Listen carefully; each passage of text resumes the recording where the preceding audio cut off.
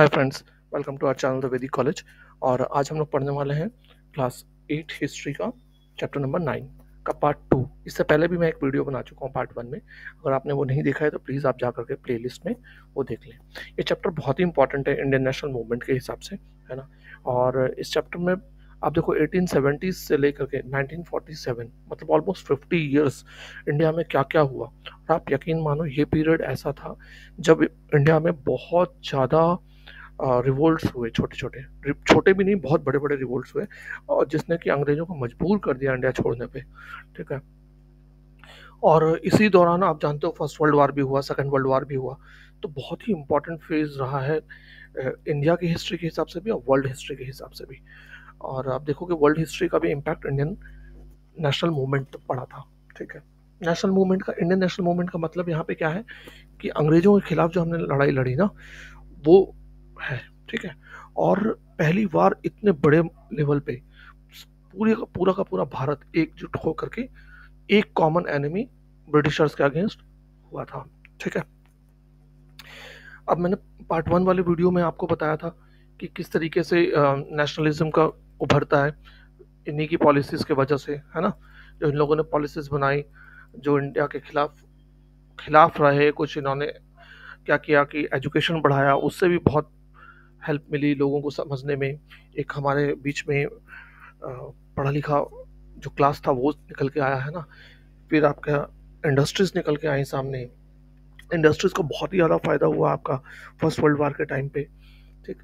हालांकि हमारी बहुत सारी इंडस्ट्रीज और एग्रीकल्चर सेक्टर को इन्होंने बर्बाद भी किया, लेकिन फिर भी थोड़ा सा हमें एक बूस्ट का पीरियड मिला हमारे जो इंडस्ट्रियलिस्ट थे उनको फर्स्ट वर्ल्ड वार के दौरान। ठीक। फिर हमने इस ड्यूरेशन में हमने फिर मैंने लास्ट चैप्टर में और भी बताया था कुछ एक बिल्स, इल्बर्ट बिल वगैरह के बारे में, है ना। वर्नाकुलर प्रेस एक्ट के बारे में पढ़ा था हमने, आर्म्स एक्ट के बारे में पढ़ा था, उसका क्या कॉन्सिक्वेंसेस रहा। उससे स्वदेशी मूवमेंट हम तक पहुंचते हैं जब पार्टीशन ऑफ बंगाल घोषित करता है करजन 1905 में। उससे पहले 1885 में कांग्रेस की स्थापना होती है। कांग्रेस से पहले भी बहुत सारे पॉलिटिकल एसोसिएशंस थे, लेकिन लगातार डिमांड उठ रही थी कि एक ऑल इंडिया लेवल का कांग्रेस का, ऑल इंडिया लेवल का एक पॉलिटिकल एसोसिएशन होना चाहिए जो कांग्रेस बनती है। ठीक है। कांग्रेस में बहुत सारे बड़े बड़े नेता थे। कांग्रेस दो पार्ट में था। कांग्रेस के अंदर दो फैक्शंस थे आपके, एक थे मॉडरेट्स और एक थे आपके रेडिकल्स। उन दोनों जो मॉडरेट्स थे वो क्या करते थे, एप्लीकेशंस लिखते थे, प्रेयर्स करते थे, है ना। बिलीव था कि हाँ ब्रिटिशर्स का कुछ ना कुछ अच्छा पार्ट है, वो पढ़े लिखे लोग हैं, तो वो उनसे मतलब हमें लड़ाई झगड़ा करने की जरूरत नहीं, वो हमारी बातों को समझेंगे, बस हमें उनमें बताना चाहिए। जबकि रेडिकल्स कहते थे ये सब बकवास बातें हैं, वो कभी भी हमारी बात नहीं मानेंगे, उनको प्रॉफिट हो रहा है इतना ज़्यादा, और वो क्यों मानेंगे, सुनेंगे हमारी बात। और कहीं ना कहीं रेडिकल्स सही भी थे अपना, बट रेडिकल्स का तरीका वो बिल्कुल भी नहीं था मानना चाहते थे मॉडरेट्स। और रेडिकल्स चाहते थे कि हम अगर ज़रूरत पड़े तो वायलेंस का भी यूज़ करें और इनको यहाँ से अपने देश से बाहर निकालें। ठीक। और यही सब हमने पढ़ा। फिर किस तरीके से स्वदेशी मूवमेंट कितना ज़बरदस्त रहता है और उसका इम्पैक्ट बहुत ज़्यादा रहता है। इवन ब्रिटिशर्स को तो वापस भी लेना पड़ा अपना कुछ एक फैसलों को। ठीक है। ये सारी चीज़ें हमने पढ़ी थी बहुत डिटेल में पिछले चैप्टर में, है ना। तो आज हम देखने वाले हैं कौन सा फेज, 1917 के बाद का फेज। ठीक है। 1915-16 तक हम पढ़ चुके थे, है ना। अब हम 1919 से पढ़ेंगे, growth of national Indian nationalism. आप देखो मास नेशनलिज्म अभी तक नहीं था, है ना। सब पूरा का पूरा इंडिया एकजुट नहीं था अभी तक। कौन लड़ाई कर रहे थे, जो इंटेलेक्चुअल लोग थे, पढ़े लिखे लोग जो थे, है ना, लॉयर्स, पॉलिटिशियंस, स्टूडेंट्स, है ना, लेबर, लेबर नहीं, वर्कर क्लास वगैरह जो इंडस्ट्री में वर्क करते थे, ये लोग थोड़ा बहुत आवाज़ उठा रहे थे। लेकिन जो आम जनता थी, जो पीजेंट्स थे, है ना, ट्राइबल लोग थे, स्टूडेंट्स थे, वुमेन्स थी, अब ये सबको इन्वॉल्व किया जा रहा था धीरे धीरे कि ब्रिटिशर्स के खिलाफ लड़ाई में। और ये हुआ भी क्यों पॉसिबल इस पीरियड में, क्योंकि 1915 में कहीं ना कहीं गांधी जी इंडिया आते हैं। ठीक है। वो कहीं ना कहीं मासेस को अपील करते हैं और जनता उनके साथ जुड़ती है और एकजुट होकर के फिर लड़ाई करते हैं ये ब्रिटिशर्स के खिलाफ। ठीक है। तो इसमें सबसे बड़ा रोल कहीं ना कहीं फर्स्ट वर्ल्ड वार ने भी बहुत रोल प्ले किया, बड़ा रोल प्ले किया। आप जानते हो फर्स्ट वर्ल्ड वार 1914 से लेकर 1918 तक हुआ। फिर 19 इस दौरान क्या हुआ, लगातार इंडिया से सप्लाईज जाती थी, चाहे वो फूड की सप्लाईज हो, चाहे वो एमिनेशंस की सप्लाई हो, या फिर उनके ड्रेसेस हो, है ना। तो वो सब का खर्चा कहाँ आता था, उसके वजह से इंडिया में महंगाई बहुत बढ़ गई। आप सोचो तो जो खाना हो रहा है ना, प्रोडक्शन ऑफ एग्रीकल्चर, वो उठाकर वो भेज देते थे अंग्रेज लड़ाई में। ठीक। जो कपड़े वपड़े प्रोडक्शन होता पहले ही वहां से आना बंद हो गया था, इंग्लैंड से, तो है ना, जो इम्पोर्ट होते कपड़े वो तो बंद हो चुके थे, और जो यहाँ भी प्रोडक्शन होता था वो भी भेज दिया जाता था। तो ये सब चीज़ों की जो रेट्स थे वो बहुत बढ़ गए थे, है ना। तो जनता बहुत परेशान थी यहाँ। ठीक है। और ऊपर से इन्होंने क्या किया, इंडिविजुअल की इनकम पे भी टैक्स बढ़ा दिया। ठीक है। बिजनेस में जो प्रॉफिट हो रहा था यहाँ के इंडस्ट्रियलिस्ट को, उस पर भी टैक्स बढ़ा दिया। ठीक है। तो ये सबसे हर कोई परेशान चल रहा था।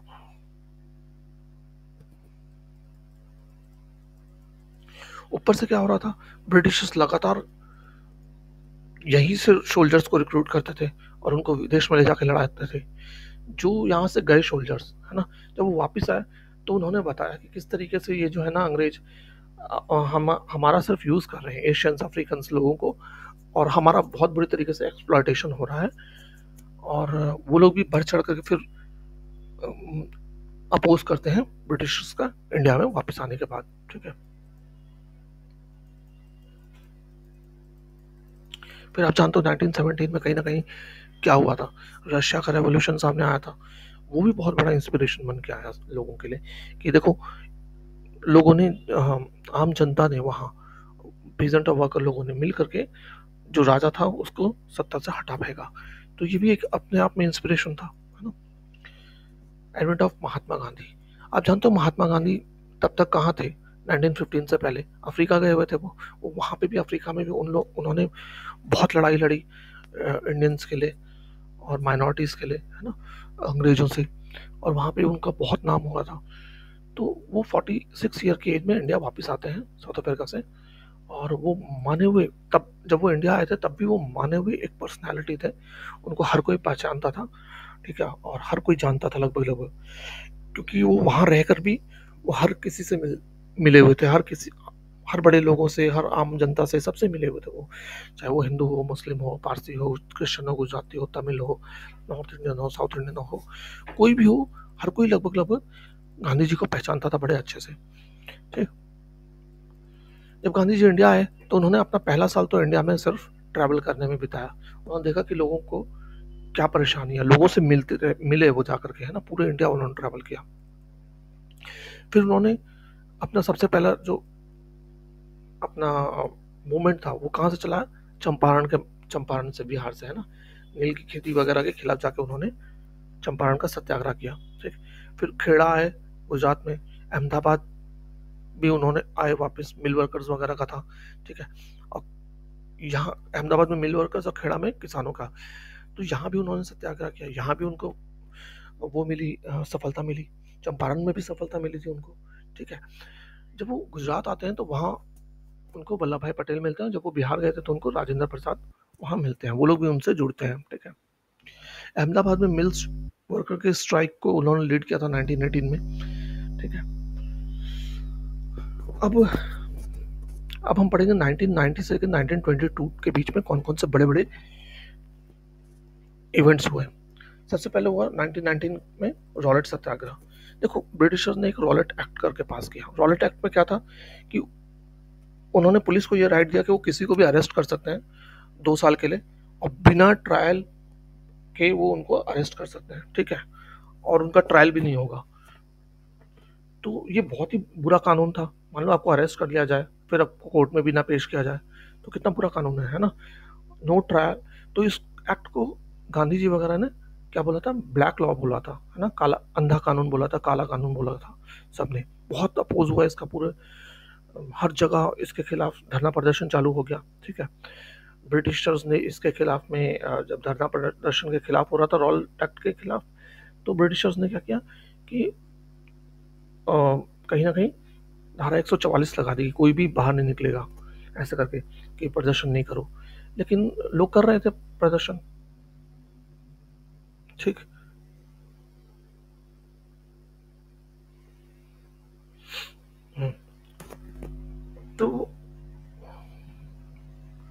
गांधी जी ने सबसे पहले क्या किया, 6 अप्रैल 1919 को नॉन वायलेंट अपोजिशन इसके खिलाफ रखा, ठीक है, और इसको डिक्लेयर किया गया day of humiliation and prayer, और हड़ताल भी रखी गई, ठीक है, हर जगह सत्याग्रह सभा लॉन्च की गई। इसी में हालात में हर जगह डेमोन्स्ट्रेशन वगैरह चल रहा था, है ना, तो ब्रिटिश गवर्नमेंट भी अपना दबाने पे लगी पड़ी थी, इनको लाठी चार्ज वगैरह कर करा के भगाती थी, पीटती उठती थी, ठीक है, हर जगह पूरे इंडिया में चल रहा था ये चीज। तो पंजाब में, अमृतसर में जलियांवाला बाग में सबसे बड़ी घटना हो जाती है इसी दौरान। क्या होता है, बैसाखी का दिन था, 13 अप्रैल के दिन, उस दिन वहां पे भी लोग इकट्ठा होते हैं, ये देखो लोग दिखा रहे हैं, गोलियों के निशान भी दिखा रहे हैं गोल घेरे में बना करके ना, ये जलियांवाला बाग है, उस जमाने में फोटो खींची हुई है उस जमाने की, ठीक है। तो जलियांवाला बाग में लोग इकट्ठे हुए थे, तो वहां क्या करता है, जनरल डायर आता है और अपने मशीन गन से सारे लोगों को मार डालता है। वहां पे बहुत बड़ा मैसेकर होता है, बहुत लोग मारे जाते हैं, ठीक है। ये जब खबर फैली तो पूरे देश में लोग बहुत, उनको शौक हुआ कि भाई इतने हत्ते लोगों पे इस तरीके से मशीन गन से कैसे कोई गोली चलाता है, और सबने आवाज उठाई जनरल डायर के खिलाफ कि एक्शन लो, एक्शन लो। ऑब्वियस सी बात है, वो सरकार सुनने वाली कहाँ थी, जिससे नाराज होकर के रविंद्रनाथ टैगोर ने अपना नाइटहुड का जो उनको मिला हुआ था सम्मान ब्रिटिश गवर्नमेंट की तरफ से, वो वापस कर दिया उन्होंने, ठीक। अब जी ये जो रॉलेट सत्याग्रह चल रहा था उस जमाने में, लोगों ने पूरी कोशिश की कि हिंदू मुस्लिम अलग अलग ना हो, सब एक होकर के लड़ाई करें, ठीक है। महात्मा गांधी जी ने भी इसमें बहुत बड़ी भूमिका निभाई। उन्होंने हिंदू मुस्लिम या कोई भी अलग रिलीजन का है, उन्होंने कहा कि हमें ये नहीं देखना है, हम सब इस कंट्री के रहने वाले हैं और ये हमारा कॉमन दुश्मन है, हम सबको एक होकर के लड़ना है, और सब एक होकर के लड़े भी, ठीक है। फिर इसी बीच आता है खिलाफत एजिटेशन और नॉन कोऑपरेशन मूवमेंट भी। देखो खिलाफत एजिटेशन किस लिए आया था, जब फर्स्ट वर्ल्ड वॉर खत्म हुआ तो ब्रिटिशर्स ने क्या किया कि तुर्की को सबक सिखाने के लिए, तुर्की के राजा था उस जमाने में, उसको क्या बोलते थे, खलीफा कहते थे, है ना, और खलीफा पूरे मुस्लिम वर्ल्ड का एक इम्पोर्टेंट लीडर होता था। तो खलीफा को क्या किया गया, सत्ता से हटा दिया गया, और जो भी इम्पोर्टेंट प्लेसेस थे वहां से भी उसके पावर को कम कर दिया गया, ठीक है। तो इससे इंडिया में मुस्लिम्स भी बहुत नाराज हुए, है ना, और उन लोगों ने कहा कि तुम एटलीस्ट खलीफा को पावर्स दो, ठीक है। और इंडिया में खिलाफत एजिटेशन के जो लीडर थे वो कौन थे, मोहम्मद अली और शौकत अली, ठीक।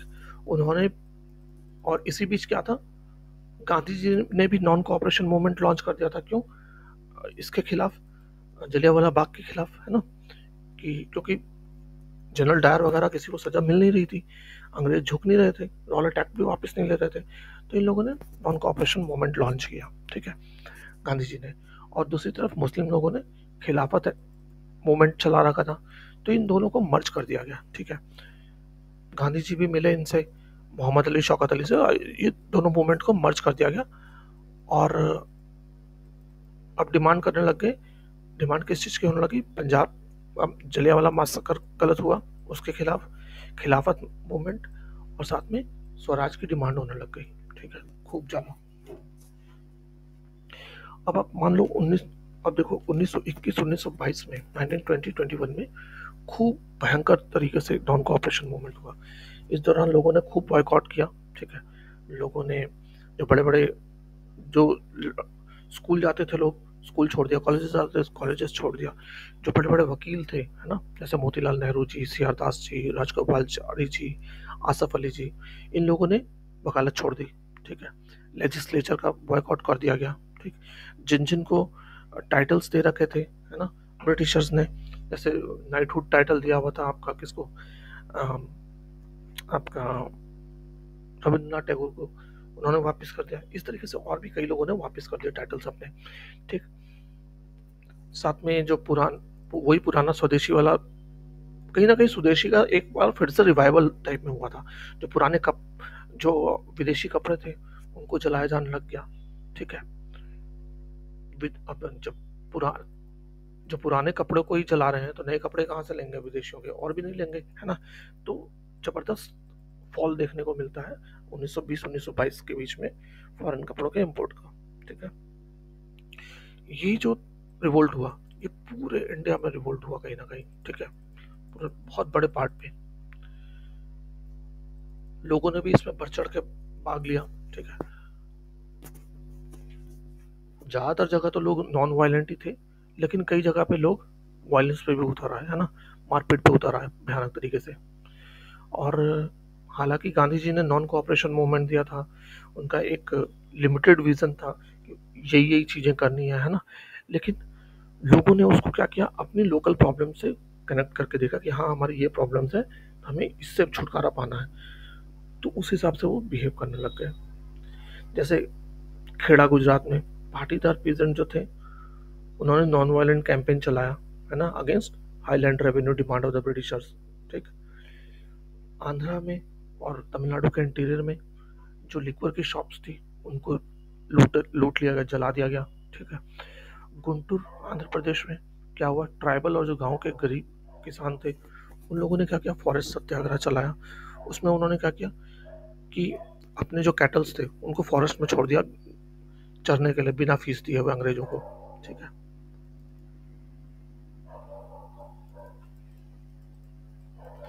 अब ये लोग क्या सोच रहे थे कि गांधी जी ना, जो गांव के सीधे साधे लोग थे वो लोग ऐसा मानते थे कि गांधी जी कहीं ना कहीं हमारा टैक्स कम करा देंगे, और जो सारे रेस्ट्रिक्शंस है फॉरेस्ट वगैरह में आने जाने की, ये सब हटवा देंगे। ठीक है, और कई जगहों पे तो विलेजर्स ने स्वराज भी प्रोक्लेम कर दिया था। ठीक है, कि हमारे यहाँ स्वराज हो गया है, और ये और बोलते थे गांधी राज आ गया है।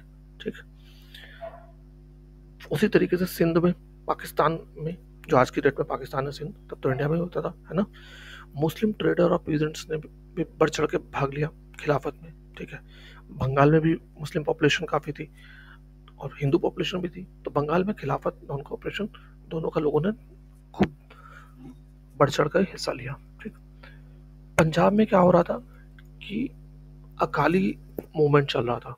ठीक, वहाँ पे क्या था कि जो महंत थे, है ना, गुरुद्वारे के, वो कहीं ना कहीं करप्ट हो चुके थे बहुत ज़्यादा वहाँ लोग, तो उनके खिलाफ भी एक अकाली मूवमेंट चल रहा था कि करप्ट महंतों को हटाया जाए। इसमें ब्रिटिशर्स भी सपोर्ट कर रहे थे सिखों का। ठीक, अब ये मूवमेंट भी जुड़ गया किनके साथ, नॉन कोऑपरेशन मूवमेंट के साथ। ठीक है, दूसरी तरफ असम में जो टी गार्डन में लेबर काम करते थे, वो लोग अब नारा देने लग गए, गांधी जी महाराज की जय। ठीक है, वो कहते थे कि हमारी जो वेजेस हैं वो बढ़वाई जाए। हर जगह मतलब अपने अपनी लोकल लेवल की डिमांड को नॉन कोऑपरेशन से कहीं ना कहीं जोड़ दिया गया। ठीक है, सब मानते थे कि गांधी जी उनकी प्रॉब्लम सॉल्व कर देंगे फटाफट, और कहीं ना कहीं गांधी जी ने भी बोल रखा था कि 2-3 साल में हमें स्वराज मिल जाएगा अगर हम दबाव बनाएंगे तो सब अपनी अपनी प्रॉब्लम सामने रखने लगे धीरे धीरे, है ना।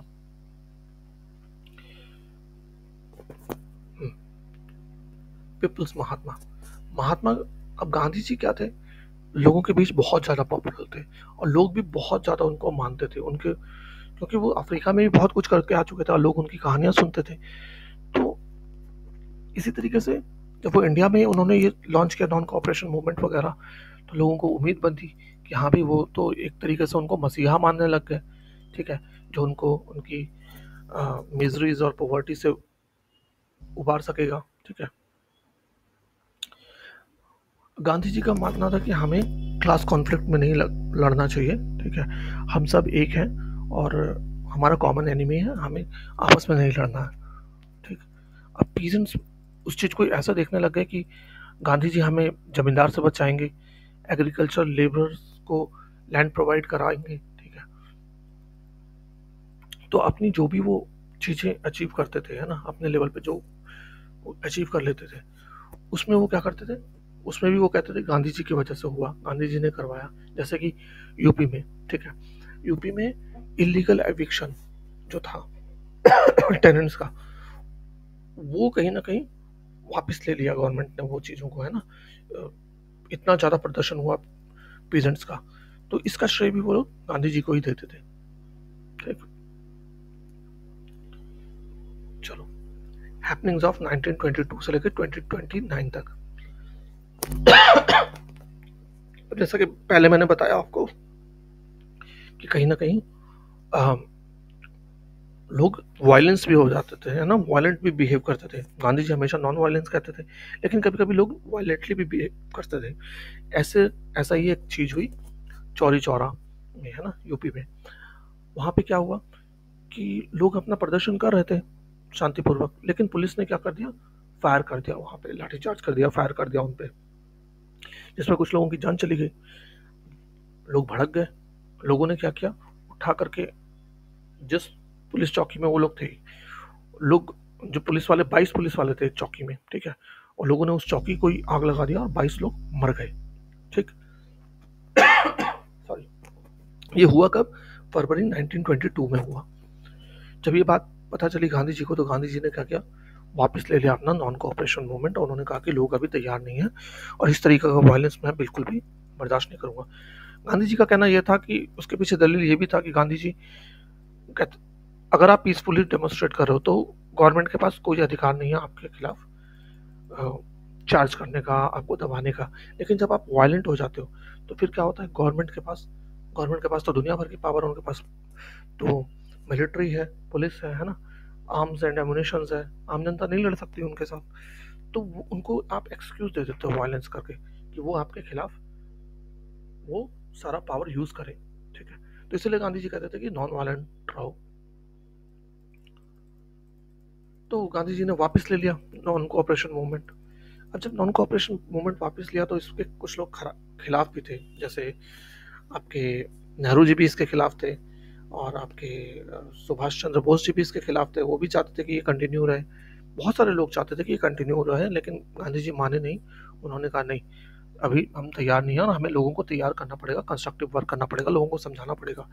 ठीक है, इसी बीच क्या हुआ, चित्तरंजन दास और मोतीलाल नेहरू जी ने कांग्रेस में ही एक और फ्रैक्शन बनाया, नई पार्टी बनाई, है ना, स्वराज पार्टी, और इलेक्शन लड़ते हैं और वो लोग अंदर जाते हैं लेजिस्लेचर में। और उनका कहना था कि देखो, अगर हम अंदर जाएंगे तभी हम इनका काम को रोक सकते हैं, अगर हम बाहर ही रहेंगे तो ये तो जो मर्जी आए वो लॉ बनाते रहें, और हमें अंदर बैठ करके इनको रोकना होगा उलझुल कानून बनाने से। ठीक है, और ठीक है, तो ये भी पॉलिसी एक्चुअली, अगर देखो, हर किसी का हिस्ट्री जब आप पढ़ते हो तो आपका भी एक ओपिनियन हो सकता है ना, और हमें हर ओपिनियन के लिए रेडी रहना चाहिए। और हर स्टूडेंट का अपना ओपिनियन होता है, आप जितना ज़्यादा पढ़ोगे आपकी समझ बढ़ेगी, फिर आप भी अपना ओपिनियन रख सकते हो। ठीक, तो अभी फिलहाल आप क्लास 8 में हो तो आप उसी हिसाब से पढ़ो जितना आपको बताया जा रहा है। तो एक नई पार्टी बनाई गई और उसमें वो लोग, उन्होंने वही किया, चित्तरंजन दास जी और मोतीलाल नेहरू जी ने, और उन्होंने लगातार अंग्रेजों के खिलाफ जो भी अंग्रेज कानून लाते थे उसके खिलाफ वो वो उसको पास नहीं होने देते थे, है ना, उसको बहुत प्रॉब्लम करते थे। जब डिबेट होता था लेजिस्लेचर में तो ये लोग उसको एकदम आसानी से पास नहीं होने देते, बहुत मुश्किल करते थे। ठीक, तो इस तरीके से उन लोगों ने कहीं ना कहीं ब्रिटिशर्स का काम रोकते रहे, और वो यही समझाना चाह रहे थे गांधी जी वगैरह को भी कि हमें इलेक्शन में पार्ट लेना चाहिए कांग्रेस को, और कांग्रेस को अंदर से ब्रिटिशर्स को रोकना चाहिए। ठीक, एनीवेज, पूरा 1920s का जो एक पीरियड था वो यही सब में निकल गया। ठीक, और गांधी जी लगातार लोगों के बीच में जाकर के उनको तैयार करते रहे, समझाते रहे चीज़ों को, है ना, ब्रिटिशर्स का इम्पैक्ट समझाते रहे कि ब्रिटिशर्स क्या कर रहे हैं हमारे देश में, और कंस्ट्रक्टिव काम करते रहे। ठीक, ताकि लोग 1930s में जब बाद में उन्होंने सिविल डिसोबीडियंस मूवमेंट लॉन्च किया, तब लोग पहले के कंपैरिजन में काफ़ी पॉलिटिकली जागरूक हो चुके थे, है ना। अब देखो, 1920s के मिड में, मतलब 1925 के आसपास में, दो इम्पोर्टेंट ऑर्गेनाइजेशन का उदय होता है। आरएसएस, राष्ट्रीय स्वयं सेवक संघ, हिंदू ऑर्गेनाइजेशन है, और दूसरा कम्युनिस्ट पार्टी ऑफ इंडिया। ये दोनों पार्टियों की बिल्कुल विचारधारा अलग है ना, आइडियोलॉजी बिल्कुल ही अलग अलग है। और ठीक है, यहाँ पे ज़्यादा दिया हुआ नहीं है तो मैं उसमें डीप में नहीं जा रहा हूँ। ठीक, फिर यही वो पीरियड था जब आपके भगत सिंह का भी एक रेडिकल मूव्स देखने को हमें मिलते हैं। ठीक, यहाँ पे थोड़ा सा मेंशन भी कर रखा है भगत सिंह जी के बारे में, हम वो भी देखेंगे। इसी बीच क्या हुआ, 1929 का लास्ट में 31 दिसंबर में, हर साल कांग्रेस का क्या होता था, कन्वेंशन होती थी, मीटिंग होती थी, है ना, कहीं ना कहीं किसी ना कहीं जगह पे। तो 1929 में भी इसी तरीके से मीटिंग थी दिसंबर में, क्योंकि दिसंबर में ही कांग्रेस का लॉन्च हुआ था कांग्रेस ना, तो इसी चलते दिसंबर में ही मीटिंग होती थी हर साल। तो 1929 की मीटिंग लाहौर में हुई। उस समय प्रेसिडेंट कौन थे? जवाहरलाल नेहरू थे। और नेहरू जी ने डिक्लेयर किया कि अब हम स्वराज ही नहीं, पूर्ण स्वराज की बात करेंगे, कंप्लीट इंडिपेंडेंस की, ठीक है। और उन्होंने उन्होंने 26 जनवरी 1930 को इंडिपेंडेंस डे भी घोषित कर दिया, ठीक। और हुआ भी वही, 26 जनवरी 1930 को पूरे देश में इंडिपेंडेंस डे की तरह सेलिब्रेट भी किया गया। अभी हम हुए नहीं थे इंडिपेंडेंट, लेकिन फिर भी कांग्रेस मना रही थी, ताकि लोगों को ये एहसास हो कि हाँ, हम इंडिपेंडेंस पा सकते हैं, है ना। तो इंथुसियाज्म उनमें बढ़ाने के लिए वो लोग ऐसा कर रहे थे। अब देखो, हम भगत सिंह जी के बारे में भी थोड़ा सा यहाँ से पढ़ लेते हैं। भगत सिंह जी ने इनकलाब जिंदाबाद का नारा दिया था, है ना। आप जानते हो ये लोग रेवोल्यूशनरी थे। ये कांग्रेस की तरह नहीं मानते थे कि हाँ, हमें कांग्रेस से अपील करनी चाहिए या रिक्वेस्ट करनी चाहिए, है ना। ये लोग चाहते थे कि उनके खिलाफ वायलेंस का यूज़ किया जाए, और इनको इन्हीं के जैसे ब्रिटिशर्स हमारे साथ करते हैं, हमें भी उन्हीं के साथ वैसे ही करना चाहिए, ठीक है। तो ये लोग रेवोल्यूशनरी थे और पढ़े लिखे भी थे ये लोग काफ़ी ज़्यादा, और इन पे इम्पैक्ट भी था कहीं ना कहीं। देखो, जर्मनी ने किस तरीके से यूनाइट हुआ था, है ना। और क्या नाम है, रशिया का सोशलिस्ट जो था रेवोल्यूशन, उसका ही बहुत बड़ा इम्पैक्ट था इन लोगों पे, है ना। तो चंद्रशेखर आज़ाद जी, भगत सिंह जी, सुखदेव जी, है ना, और भी कई लोग थे।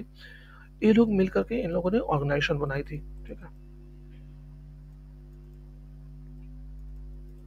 कि हम किस तरीके से सबको एक करेंगे, लोगों को, और अंग्रेजों के खिलाफ एक्शन लेंगे। इसी के लिए उन्होंने एक ऑर्गेनाइजेशन बनाई। इन्होंने, भगत सिंह जी ने, HSRA, Hindustan socialist republican association, 1928, Firoz Shah Kotla, Delhi में, ठीक है। फिर 17 दिसंबर 1928 को भगत सिंह, आजाद और राजगुरु ने क्या किया? सॉन्डर्स का मर्डर कर दिया, गोली मार दी सॉन्डर्स को, जो कि एक पुलिस ऑफिसर था जिसने जिसने लाठीचार्ज करवाया था, जिसमें लाला लाजपत राय की डेथ हो गई थी। अरे हाँ, यहाँ पे ये चीज़ देखो, साइमन गो बैक आ रहा है ना। 1927 में क्या होता है कि ब्रिटिश गवर्नमेंट एक डेलीगेशन भेजती है इंडिया में, देखने के लिए कि हाँ, इंडिया के जो, क्योंकि लेजिस्लेचर भी इंडिया में आ चुका था, तब वो चाहते थे कि इंडिया में जो उन्होंने पहले इम्प्लीमेंट किया था 1990 में, गवर्नमेंट ऑफ इंडिया एक्ट, तो देखना चाहते थे इंडिया में उससे क्या क्या इफेक्ट आया है ना, और क्या क्या चेंजेस हम कर सकते हैं गवर्नमेंट इंडिया में, ठीक है। नया एक्ट अगर हम लाए, रिवाइज होना था 1929 में, 10-10 साल में, तो वो उससे पहले कमीशन भेज रहे थे कि जाकर देखो कि क्या हो सकता है।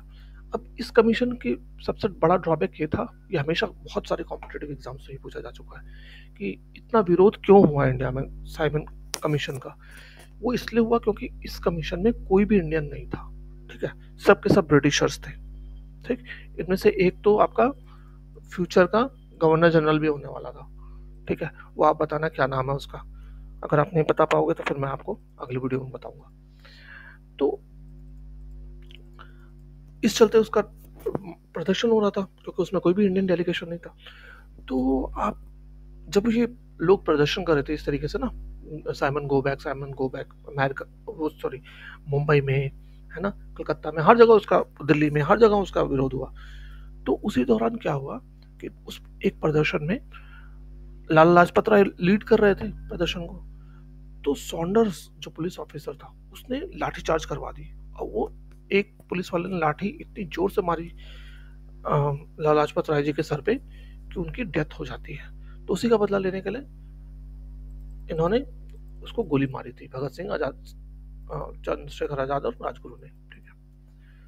उसके बाद फिर 8 अप्रैल 1929 को भगत सिंह और बटुकेश्वर दत्त ने क्या किया? सेंट्रल लेजिस्लेटिव असेंबली में बॉम्ब फेंका। अब बॉम्ब मारने का मकसद ये नहीं था कि किसी को हार्म करना, वो बॉम्ब इतना वो भी नहीं था, ताकतवर नहीं था, बड़ा हल्का बम था, ठीक है। और साथ में उन्होंने क्या किया, जब बम मार दिया उसके बाद फिर वो लिफलेट फेंकते रहे, ठीक। लिफलेट में लिखा हुआ था to make the deaf hear, ठीक है, बहनों को सुनाने के लिए खाली एक्सप्लोजन किया है हमने यहाँ, ठीक। और हम बताना चाहते हैं कि गवर्नमेंट कितना एक्सप्लॉयटेटिव है, ठीक। फिर बाद में भगत सिंह, सुखदेव, राजगुरु को फांसी दे दी जाती है 23 मार्च 1931 को। भगत सिंह उस समय सिर्फ 23 ईयर्स के एज के थे, ठीक है। तो यहाँ तक तो आपको हो गया 1930s का जमाना। अब इसके आगे हम 1930 से आगे की कहानी अगली वीडियो में देखेंगे। मैं नहीं चाहता कि बहुत लंबा वीडियो हो, आपको बोरिंग लगे और आप फिर देखो ना, आराम से पढ़ो। बहुत सारे फैक्ट भी हैं इसमें, है ना, एक एक लाइन बड़ी इंपॉर्टेंट है। और इतने सारे फैक्ट्स हैं कि आदमी कई बार क्रोनोलॉजी भूल जाता है। बट मैं नहीं चाहता आप इसको 2 बार देखो, 3 बार देखो वीडियो को, एकदम आपको क्रोनोलॉजी रटी हुई होनी चाहिए। क्योंकि आपके अगर आप कॉम्पिटिटिव एग्जाम की तैयारी कर रहे हो तो 100% क्रोनोलॉजी पे क्वेश्चंस आते हैं कि ये वाला इवेंट कब हुआ, इससे पहले हुआ था या उसके पहले हुआ था, या आता ही आता क्वेश्चन, ठीक है। तो मिलते हैं नेक्स्ट वीडियो में। Thanks for watching. जय हिंद।